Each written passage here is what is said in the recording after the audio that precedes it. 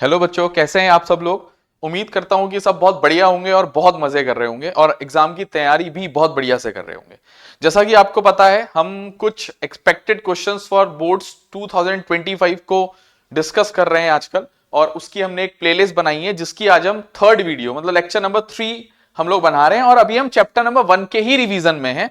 हमने chapter number 1 में lecture number 1 में 10 क्वेश्चन, लेक्चर नंबर 2 में 5 क्वेश्चन, और यार लेक्चर नंबर 3 हम ऑलमोस्ट आए हैं। और इसमें हम लोग लगभग 5 या 6 क्वेश्चन मतलब लगभग 21 क्वेश्चन हमारे पास रियल नंबर्स के हो जाएंगे। और इन्हीं टॉपिक्स में से, इन्हीं क्वेश्चनों में से हमारे क्वेश्चन सीबीएसई में आते हैं बच्चों।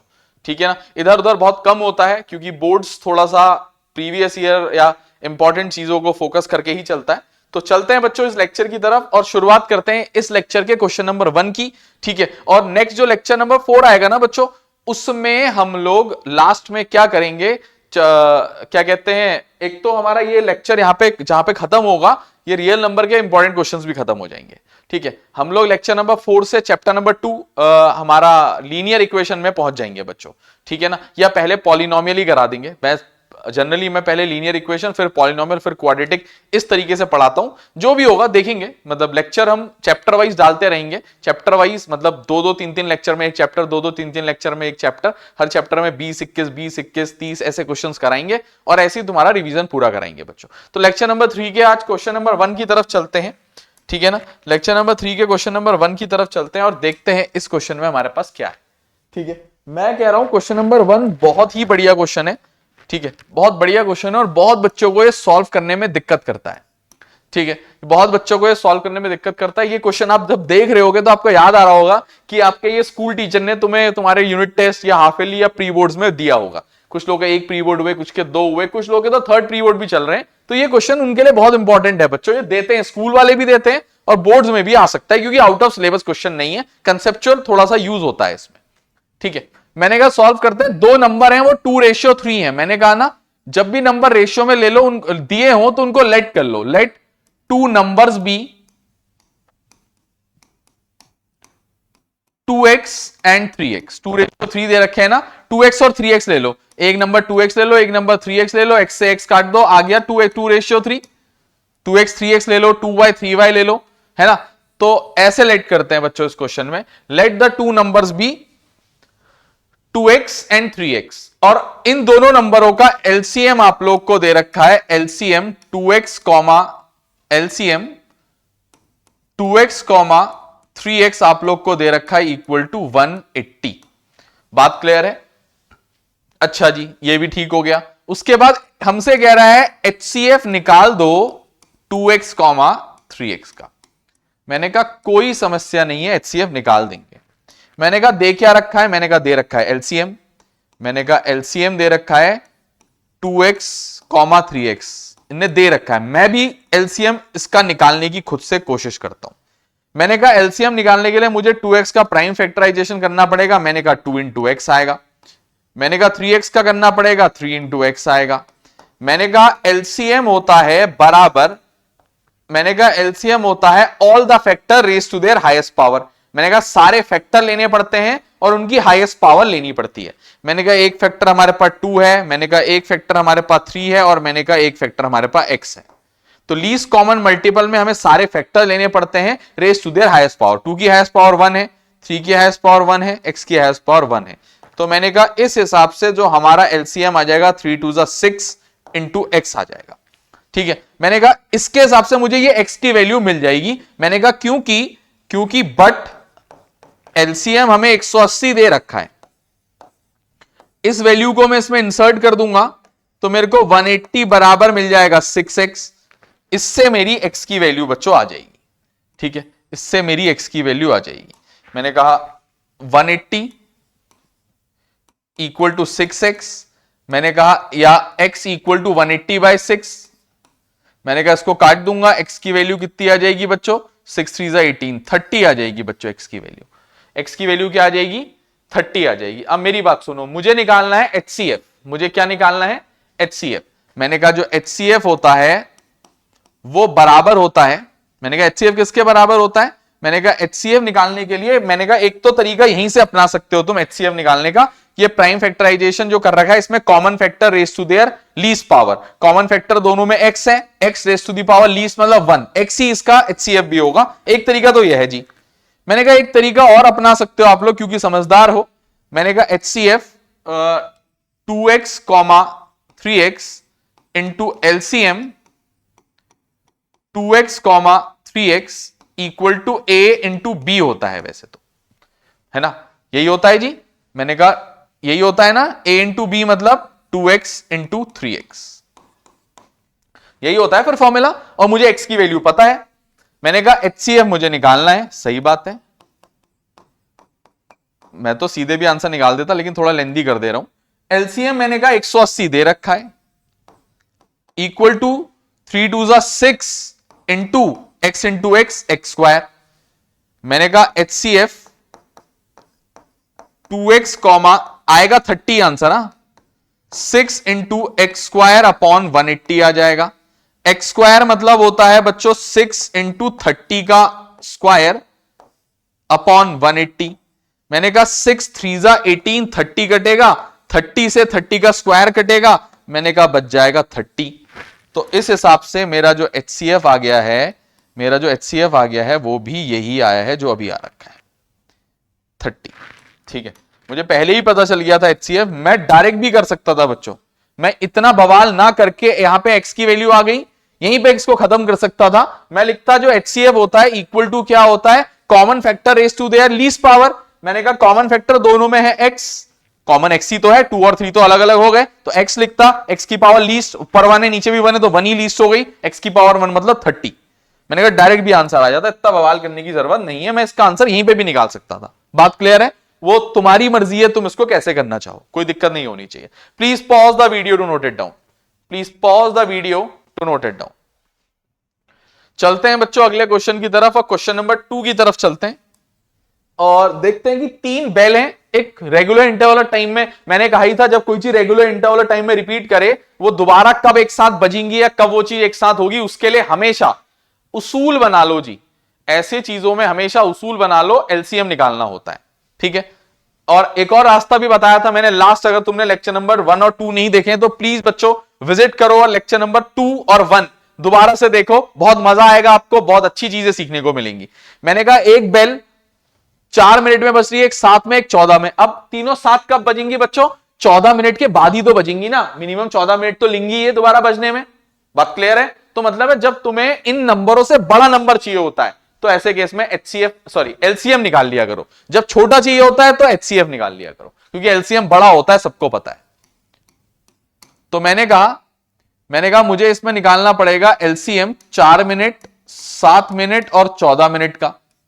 मैंने कहा मैं इसका एलसीएम निकाल लूंगा सबसे पहले।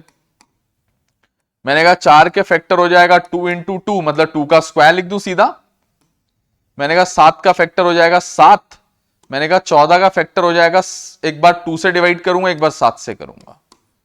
तो मैंने कहा एलसीएम होता है equal to all the factors, सारे फैक्टर लो, 2 भी ले लो 7 भी ले लो, सारे factor raise to their least common multiple है हाईएस्ट पावर। पावर 2 की सबसे बड़ी 2 है, 7 की 1 ही है। मैंने कहा 2 2 4 इंटू 7, 7 4 हो जाता है 28। मैंने कहा एलसीएम 28 आया है, तो इसका मतलब है मैं ये लिख सकता हूं कि देयरफॉर 3 बेल्स जो है, all the 3 bells when the 3 bells will run together. मैंने कहा 3 बेल्स जो है will run together next in, मैंने कॉपी कर दे रहा हूं यहां से। मैंने कहा 3 bells run together next in 28 minutes. 28 minutes में बच्चों तीनों साथ बज जाएंगी, ठीक हो गया। 28 मिनट में तीनों साथ बज जाएंगी। अभी कब बजी थी? 6 बजे। मैंने कहा नेक्स्ट इतना मिनट्स दैट इज 6 AM बची थी ना। मैंने कहा 6:28 AM, 6:28 में तीनों बेल्स दोबारा साथ बजेंगी, ठीक हो गया। 6:28 में तीनों बेल्स दोबारा साथ बज रही होंगी बच्चों, ये फिक्स है भाई, फिक्स, ये बात तय है। प्लीज बच्चों pause the video to note it down, please pause the video to note it down. चलते हैं बच्चों अब क्वेश्चन नंबर 3 की तरफ, चलते हैं बच्चों क्वेश्चन नंबर 3 की तरफ। कह रहा है find the LCM of smallest 2 digit composite number. मैंने कहा करना पड़ेगा यार, करना पड़ेगा, ये तो करना पड़ेगा। मैंने कहा स्मॉलेस्ट 2 डिजिट कंपोजिट, मैंने कहा स्मॉलेस्ट 2 डिजिट कंपोजिट नंबर की बात करते हैं, उसके बाद स्मॉलेस्ट कंपोजिट नंबर की भी बात कर लेंगे। स्मॉलेस्ट कंपोजिट नंबर, सबसे छोटा नंबर जो हमें पता है पॉजिटिव वो 1 होता है। 1 is neither prime nor composite, 2 is prime, 3 is prime, सबसे छोटा कंपोजिट नंबर होता है 4। उसके बाद स्मॉलेस्ट 2 डिजिट नंबर, कंपोजिट नहीं, पहले स्मॉलेस्ट 2 डिजिट नंबर होता है 10। 10 जो होता है वो प्राइम है कि कंपोजिट है बच्चों, ये तुम लोग सोच लो। मैंने कहा 10 जो होता है वो कंपोजिट होता है, क्योंकि उसके 2 से ज्यादा फैक्टर होते हैं। 1 भी होता है, 10 भी होता है, 2 भी होता है, 5 भी होता है ना, तो कंपोजिट नंबर हो गया। तो कह रहा है इसका एलसीएम निकाल दो। एलसीएम 4,10 या 10,4, बात एक ही है, ठीक है, इक्वल टू क्वेश्चन मार्क, ये निकालने को कह रहा है मुझसे। मैंने कहा सबसे पहले 4 ले लो, उसको लिख दो 2 का स्क्वायर, 10 ले लो, उसको लिख दो 2 इंटू 5। मैंने कहा एलसीएम होता है ऑल द फैक्टर्स, 2 भी ले लो 5 भी ले लो, raise to their highest power. मैंने कहा 2 2 4 इंटू 5, 5 4 20। मैंने कहा the LCM of smallest 2 digit composite number, और ये नंबर जो भी जिसकी ये बात कर रहा है इज, मैंने कहा दिस इज 20, इज 20। मैंने कहा ये आंसर है जी, ठीक है। प्लीज बच्चों pause the video to note it down, please pause the video to note it down, ठीक है। चलते हैं बच्चों अब सवाल नंबर 4 की तरफ। मैंने कहा सवाल नंबर 4 की तरफ चले जाते हैं। मैंने कहा सवाल नंबर 4 कुछ बेहतरीन लग रहा है मुझे देख के, तो देखते हैं क्या कह रहे हैं ये लोग, कोई दिक्कत का विषय नहीं है। कह रहे हैं m जो है वो p square into Q cube into R है, इंटू मैंने लगा दिया है, इंटू ही है क्योंकि वो बीच में, और ये p cube into Q square है। कह रहा है HCF और LCM निकाल दो। मैंने कहा HCF m, n निकालना है। HCF निकालने का तरीका होता है common factor raise to the least power, common factor p common है, लीस्ट पावर 2 है, इंटू q कॉमन है, लीस्ट पावर 2 है। तो मैंने कहा HCF हो जाएगा p स्क्वायर q स्क्वायर, ठीक है। मैंने कहा फिर LCM निकालना पड़ेगा m, n का। मैंने कहा LCM निकालने का तरीका होता है all the factor raise to their highest power, p की हाईएस्ट पावर, q की हाईएस्ट पावर, r की हाईएस्ट पावर। तो मैंने कहा ये हो जाएगा, तो इनका आंसर भी लिख देते हैं। मैंने कहा इनका HCF m, n p square q square है। मैंने कहा इनका LCM p cube q cube r है, ठीक हो गया। मैंने कहा please pause the video to note it down, please pause the video to note it down. अब चलेंगे बच्चों उसके बाद क्वेश्चन नंबर 5 की तरफ, ठीक है। अरे वाह, देखो लास्ट लेक्चर में तुम्हें याद होगा मैंने तुम्हें कुछ क्वेश्चंस कराए थे। एक कराया था √2 को और √3 को, दोनों को इरेशनल प्रूफ कर दो, याद है। अब ये मुझसे क्या कह रहा है 5 माइनस √3 को इरेशनल प्रूफ कर दो। मैंने कहा एक बात आप लोग मेरी सुनोगे, वो तुमने देखा होगा उसमें बहुत कुछ हमने किया, ये किया वो उसका, फिर वो मैंने कहा वो तो को प्राइम थे, ये वो बहुत लंबा सा बवाल किया था। मैंने कहा जब सिंपल √p वाले क्वेश्चन हो तो उस मेथड से करना है, मतलब √2 √3 √5, उसको तो लंबे मेथड से करना है। मैंने कहा ये डायरेक्ट किए जा सकते हैं, इसमें मैं लेट कर लूंगा, मतलब मैं लास्ट में बोलूंगा मुझे पता है कि √3 इरेशनल होता है, मैं इसमें √3 को इरेशनल प्रूव ही नहीं करूंगा, मैं डायरेक्टली √3 को इरेशनल मानूंगा और उसकी मदद से इस पूरे एक्सप्रेशन को मैं इरेशनल प्रूफ कर दूंगा। बात को समझो मैं क्या कहना चाह रहा हूं बच्चों, ठीक है। क्यों मैं ऐसा क्यों करूंगा जी, मैंने कहा हमारे कोर्स में एक थ्योरम है, हमारे कोर्स में एक थ्योरम है, और वो थ्योरम क्या है, मैंने कहा √p is an irrational number. √p क्या होता है, इरेशनल नंबर होता है where P is prime, where जहां पे पी अगर प्राइम है तो वेयर पी इज प्राइम। तो इसका मतलब है that is √2, √3, √5, √7, √11 and so on, ये सब आर प्राइम नंबर्स। ये हमारे कोर्स का एक थ्योरम है। मैंने कहा अगर यही प्रूव करने को आ गए तो तुम्हें वो लंबा मेथड पता है जो मैंने तुम्हें लास्ट लेक्चर में बच्चों सिखाया था, तो तुम्हें वो मेथड पता है जो मैंने तुम्हें लास्ट लेक्चर में सिखाया था। लेकिन जब ऐसे क्वेश्चन आते हैं जिसमें रूट के अलावा भी कुछ ऐड सब्ट्रैक्ट डिवाइड मल्टीप्लाई हो रहा हो, उन क्वेश्चनों में वो लंबा मेथड नहीं करते हैं, वो बहुत शॉर्ट होते हैं बच्चों। तो कैसे करते हैं? लगभग वही मेथड है बस छोटा है उससे। ठीक है, क्या करेंगे सुनना, बहुत ही मजा आएगा आपको देख के, आपको लगेगा कि हाँ यार बहुत ही शॉर्ट है। मैंने कहा तरीका होता है लेट कर लो, पहला स्टेप तो सेम है, let 5 minus √3 be an a rational number be. इसको पहले क्या करेंगे? कॉन्ट्राडिक्शन मेथड से ही करेंगे, कॉन्ट्राडिक्शन मेथड से ही। ठीक है, करेंगे कॉन्ट्राडिक्शन मेथड से ही। मैंने कहा लेट कर लो 5 minus √3 B a rational number. 5 minus √3 को क्या मान लो बच्चों? रेशनल नंबर ही मान लो। 5 माइनस √3 एक रेशनल नंबर है ऐसा मान लो। मैंने कहा अगर 5 माइनस √3 रेशनल है तो मैं इसको P अपॉन Q फॉर्म में लिख सकता हूं, where Q is never equal to 0 and P comma Q are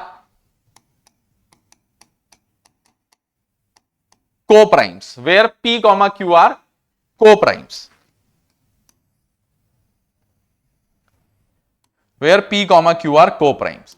अब मेरी बात बहुत ही ध्यान से समझोगे बच्चों, बहुत ही ध्यान से सुनोगे। मैंने कहा ऐसा हो गया, उसके बाद अगला स्टेप क्या होता है बच्चों ना, रूट वाला टर्म पॉजिटिव करके एक तरफ ले जाओ या अकेला रूट एक तरफ ले जाओ। जैसे 5 माइनस √3 है, एक साइड √3 होना चाहिए, एक तरफ बाकी सब। तो मैंने कहा इसको वहां ले जाओ, इसको यहां ले जाओ, क्योंकि वहां ले जाके पॉजिटिव हो जाएगा। ऐसा करने से 5 माइनस पी बाय क्यू बराबर आ जाएगा √3। ऐसा करने से 5 माइनस पी बाय क्यू किसके बराबर आ जाएगा बच्चों? √3 के बराबर आ जाएगा। मैंने कहा P minus 5 minus P by Q √3 आ जाएगा। मैंने कहा एक काम करो, एलसीएम ले लो उसका, इसको एक टर्म बना लो, Q एलसीएम हो जाएगा 5Q minus P। 5Q minus P equal to √3 हो जाएगा। बात क्लियर है? 5Q minus P equal to √3 हो जाएगा। मैंने कहा अब क्या होगा? मैंने कहा क्योंकि P और Q जो है वो को प्राइम है, मतलब P और Q जो है इंटीजर्स हैं। Integer multiplied by any integer, मतलब 5 is integer, integer minus some integer is also some integer, integer divided by some integer मतलब रेशियो। मैंने कहा रेशियो, अगर इसको डिवाइड करो ये एक रेशनल नंबर होगा, ये पूरा टर्म जो है जहां पे P Q कुछ भी को प्राइम हो सकते हैं। मैंने कहा प्राइम नंबर ले लो 2, प्राइम नंबर ले लो 3, क्या रेशनल नंबर नहीं है?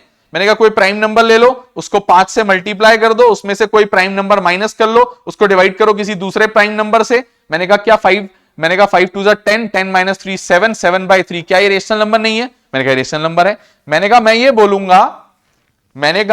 बोलूंगा कि देखो एक मिनट दो मेरे को, कुछ करना चाह रहा था। हाँ, मैंने कहा हेयर इसके इस एक्सप्रेशन में लेफ्ट साइड में 5, P, Q आर ऑल सब इंटीजर्स हैं, आर ऑल प्राइम नंबर भी इंटीजर ही होते हैं, इंटीजर्स और इंटीजर्स हैं तो इंटीजर्स का रेशियो इंप्लाइज, इंटीजर को आपस में मल्टीप्लाई डिवाइड कर दो और फिर रेशियो ले लो, तो मैंने कहा implies this is a rational number. अच्छा, this is a rational number. अगर दो नंबर बराबर हैं, ये भी और ये भी, तो पक्का है ये भी रेशनल है वो भी रेशनल है, तभी तो दोनों को ये तो इक्वालिटी का रूल है ना बच्चों। ऐसा कभी मैं लिखूंगा क्या कि 3 किलो बराबर 3 किलोमीटर, कभी ऐसा लिख दूंगा? नहीं ना। कंपेरेबल क्वांटिटीज तो मैं इक्वल लिखता हूं, ये तो गलत बात है ना। 3 किलो को 3 किलोमीटर से कैसे कंपेयर कर सकता हूं? मैं नहीं कर सकता। तो कोई दो चीजें अगर इक्वल दी है मतलब वो एक जैसी चीजें हैं, मतलब वो एक जैसी प्रॉपर्टीज हेल्ड करती हैं। तो इसका मतलब है इसके हिसाब से तो देयरफॉर √3, इसको एक पहली इक्वेशन ले लो, देयरफॉर फ्रॉम 1 पहली इक्वेशन से √3 is also rational, is also rational number, is also rational number. लेकिन बट वी नो, हमें तो पता है ये बात, किसने बताई? थ्योरम ने। But we know under root P, या वी नो सीधे लिख दो √3 इज एन इर्रेशनल नंबर। हमें तो ये पता है कि √3 तो इर्रेशनल नंबर होता है, तो √3 कैसे इसके बराबर हो सकता है किसी रेशनल नंबर के? तो पॉसिबल ही नहीं है इक्वल होना। ये क्यों पॉसिबल हुआ? क्योंकि मैंने ये लाइट किया, मतलब ये मैंने गलत लाइट किया। तो मैंने कहा हो गया, बात खत्म। यहां वो बार बार वो बवाल, वो इक्वेशन 1 बना के उसमें वैल्यू पुट करना, फिर a divide this divide this, वो वाला 2 बार इक्वेशन बनाना, फिर वो कोप्राइम, ये सब नहीं करना है बच्चों, ये कहानी यहीं पे सुलझ जाती है। मैंने कहा बट वी नो ये तो इर्रेशनल नंबर होता है, therefore our assumption was wrong. Therefore, our assumption was wrong, and हमारा assumption गलत था, and 5 minus √3 is an irrational number. Irrational number. कैसा लगा बच्चों? आसान लगा होगा। एक और कर लेते हैं इसी टाइप का, इससे थोड़ा सा डिफरेंट होगा, क्वेश्चन तो अलग ही होगा जी, क्वेश्चन सेम तो नहीं हो सकता ना, क्वेश्चन तो हम अलग ही कराएंगे, लेकिन हाँ तुम्हारे लिए अलग होगा थोड़ा, ठीक है, इससे अलग होगा। तो प्लीज बच्चों pause the video and note it down, ठीक है? वीडियो को पॉज करो और स्टूडेंट्स नोट कर लो इसको। साथ ही साथ आगे की तरफ भी चलते हैं बच्चों अब, ठीक है? आगे की तरफ भी चलते हैं, मैंने कहा आप चल रहे हैं हम लोग क्वेश्चन नंबर 6 की तरफ। मेरे को लगता है लास्ट ही क्वेश्चन ना हो, लास्ट ही क्वेश्चन है ये, क्योंकि ये लेक्चर छोटा है, क्योंकि ये चैप्टर यहां पे खत्म हो जाएगा ना, ज्यादा कुछ इसमें और पढ़ाने का है नहीं, है ना? 21 क्वेश्चन बहुत इनफ है इस चैप्टर के लिए, रिवीजन है ये। 21 क्वेश्चन विद कंसेप्ट हमने पढ़ाए हैं, तो 3 लेक्चर में हमने ये चैप्टर खत्म किया है, ठीक है? और अगर और कुछ इसमें देखना है तो बहुत जल्दी इसकी मैथ्स की वीडियो हम डिटेल्ड तो बनाएंगे। अभी हम देखो, हमारा यूट्यूब चैनल बहुत पुराना नहीं है, हमें 2-2.5 महीना हुआ है पढ़ाते हुए, हमें बहुत साल हो गए होंगे, लेकिन ये यूट्यूब चैनल हमें 2.5 महीना के लगभग हुआ है, और आप लोग के साथ से बहुत अच्छा रिस्पॉन्स मिला है। लगभग मेरे को लगता है 1,500 शायद फॉलोअर्स हो गए, वो क्या होता है, वो सब्सक्राइबर हो गए हैं, ठीक है? वॉच आवर भी हम बिल्कुल चैनल मोनेटाइज की तरफ ही बढ़ रहे हैं धीरे धीरे, बहुत जल्द चैनल भी मोनेटाइज हो जाएगा, ठीक है? जिससे कि हमें कुछ फाइनेंशियल हेल्प भी होगी, तो हम इसी पे इसको इन्वेस्ट करेंगे। हमारा कोई मोटिव इससे कमाना नहीं है, क्योंकि कमाने के लिए हम ऑफलाइन पढ़ाते हैं, बहुत सही है ना? हमारा इससे मोटिव यह है कि हम आप लोग की हेल्प करें, थोड़ा नाम हम भी कमा लें, थोड़ा अच्छी जगह हम भी पहुंच जाएं, लोग हमें जाने, ठीक है? और आप लोग की हम ऐसी मदद करते रहें, आपको मोटिवेट करते रहें और आपको सिखाते रहें, ठीक है? मेन इससे जो भी हमें अर्निंग होगी वो हम इसी में कुछ इंप्लीमेंट करेंगे, कोई चीज करेंगे, कुछ अच्छा और लेटेस्ट कोई टेक्नोलॉजी होगी, कुछ नया अच्छा कैमरा होगा, ये चीजें होंगी, ऐसी होंगी, कुछ अच्छी राइटिंग्स और कर लेंगे, कुछ और अच्छा दिखाने का प्रेजेंटेशन रखेंगे, किसी एक आदमी को हायर कर लेंगे जो कि हमें प्रेजेंटेशन बना के देगा बहुत अच्छा, वन शॉट बनाने के लिए, फिर हम थोड़ा रेडी हो जाएंगे, ठीक है? इसके लिए बच्चों आपको चैनल और ज्यादा अभी कुछ लोग को शेयर करना है, और हमें अभी हाफवे ही पहुंचे हैं अपनी जर्नी में मोनेटाइज के, अभी हमें बहुत आगे इसमें और जाना है, ठीक है? तो साथ दोगे बच्चों तो हम बहुत जल्दी पहुंचेंगे, और ज्यादा ही मदद आप लोग की 11th 12th और ज्यादा कर पाएंगे, और ये वादा है हमारा कि हम ऐसे ही करते रहेंगे। ऐसा नहीं कि हम इस कोर्स को पेड कर देंगे कभी भी, जो वीडियोस डल गई ऐसी ही रहेंगी, हाँ, लेकिन हम कुछ नई चीजें जरूर स्टार्ट करेंगे जो पेड होंगी, ठीक है? जो पेड होंगी, जो डेली क्लासेस होंगी वो पेड होंगी, वीडियोस अपनी जगह आती रहेंगी, वो अपनी जगह है, क्योंकि देखो हमारा मोटिव सिर्फ एनसीईआरटी नहीं होना चाहिए, नहीं तो हम बेसिक बोर्ड्स की नॉलेज ले रहे हैं, हम तो भयानक क्वेश्चन करा ही नहीं रहे कुछ इसमें, और यहां कराएंगे तो गड़बड़ भी होगी बच्चों, इतना टाइम निकालना मेरे लिए पॉसिबल नहीं है। तो हम धीरे धीरे क्या करेंगे, अपनी जो ऑफलाइन क्लास है उसको बच्चा आके पे हमें कर ही रहा है, उसी को हम लाइव करके उसको भी पेड करेंगे, और ऐसा नहीं है वो पेड बहुत ज्यादा फीस होगा, लाखों में हजारों में होगा, बहुत ही मिनिमम अमाउंट रखेंगे साल भर का, ठीक है? बस आपको घर से यूट्यूब लाइव, या क्या पता हम बहुत जल्द ऐप बना लें कुछ बहुत अच्छी जगह, कुछ नहीं पता बच्चों, है ना? जैसा रिस्पॉन्स हमें मिलेगा वैसा हम उसमें काम करेंगे, हम तैयार है काम करने के लिए, हम पढ़ा सकते हैं, बाकी आप लोग साथ देंगे तो हम क्या पता बहुत और अच्छा कर लें, ठीक है ना? कि हल्द्वानी से बाहर या हमारी जगह से बाहर भी हम लोग को जाने लोग, ठीक है? यही मेरी चाह है, और क्या है, इसीलिए हमने इतना किया, वरना इतना जरूरत थी नहीं। मैंने कहा prove that 2√3 - 1 is an irrational number. मैंने कहा लेट कर लो सबसे पहले 2√3 - 1 बी अ रेशनल नंबर। इसको क्या मान लो, इसको रेशनल नंबर मान लो। मैंने कहा अगर ये रेशनल नंबर होगा तो 2√3 - 1 को P/Q फॉर्म में लिख दोगे, where Q is never equal to 0 and ये बताना पड़ेगा P, Q are coprimes. बात सही है। मैंने कहा फिर मैंने क्या सिखाया था तुम्हें, मैंने कहा रूट वाला टर्म एक तरफ बाकी सब एक तरफ। सबसे पहले तो -1 को वहां लेके जाओ, सबसे पहले तो -1 को वहां लेके जाओ, फिर ये 2 को भी वहां लेके जाएंगे। यहां बचेगा हमारे पास 2√3 इक्वल टू P/Q -1। मैंने कहा ये 2 वहां जाएगा, मैंने कहा ये बन जाएगा √3 इक्वल टू 1/2 हो जाएगा, और पूरे का होगा, पूरे का, इस पूरे टर्म का होगा, ये 2 उधर चले जाएगा। मैंने कहा फिर इसका एलसीएम ले लूंगा, √3 इक्वल टू 1/2 अभी ऐसे ही रहेगा। जब एलसीएम ले लूंगा तो Q हो जाएगा, P - Q हो जाएगा, और ये 1/2 इंटू Q तो 2Q हो जाएगा। बात क्लियर है? कुछ बहुत बड़ी चीज नहीं करी है, बहुत भयानक आईआईटी की मैथ्स नहीं लगाई है, बहुत ही बेसिक मैथ्स हमने यहां पे अप्लाई करी है। ठीक हो गया? ठीक हो गया। मैंने कहा इसको पहली इक्वेशन लेके छोड़ दो। मैंने कहा फिर बोल दो यहां पे जो राइट साइड है PQ वाला टर्म है, P, Q, 2 are all integers, are all integers. और इंटीजर्स को जब हम आपस में माइनस और डिवाइड करते हैं और किसी चीज से मल्टीप्लाई कर देते हैं, तो मैंने कहा इंप्लाइज ये पूरा रेशनल नंबर आ जाता है। ये रेशनल नंबर है, फ्रैक्शन में है ना, और 2Q 0 नहीं हो सकता, इज अ रेशनल नंबर।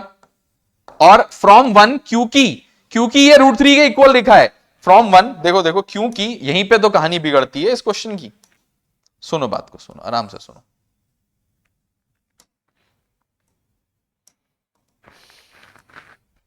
ठीक है, मैंने कहा ये रेशनल नंबर है, मैंने कहा from 1 we can say that √3 is also rational, क्योंकि उसके बराबर है वो, है ना, क्योंकि वो उसके बराबर है। बात समझ रहे हो बच्चों? तो हम ऐसा लिख सकते हैं √3 is rational number, but we know √3 is irrational theorem से, therefore our assumption was wrong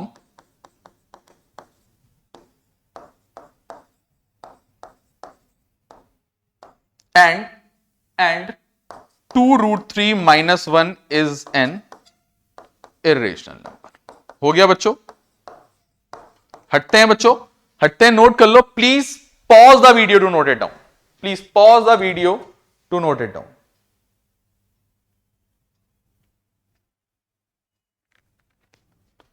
उम्मीद करते हैं बच्चों आप लोगों ने लिख लिया होगा। ठीक है, अच्छा अब हम बच्चों एक बात अगर आप लोग को बताएं, तो हम इस लेक्चर के अंत की तरफ आ चुके हैं। ठीक है, इस लेक्चर के अंत की तरफ आ चुके हैं। मिलते हैं बच्चों अगले लेक्चर में, लेक्चर नंबर 4 में, नए चैप्टर के साथ, बहुत बेहतरीन क्वेश्चनों के साथ। ठीक है बच्चों, वीडियो को ज्यादा से ज्यादा दोस्तों तक शेयर करो, लाइक करो, सब्सक्राइब करो, कमेंट करो, ठीक है ना, और अच्छे से बच्चों पढ़ाई करो, हम साथ हैं। ठीक है, मिलते हैं बच्चों अगले लेक्चर में। ठीक है, तब तक के लिए बाय बाय।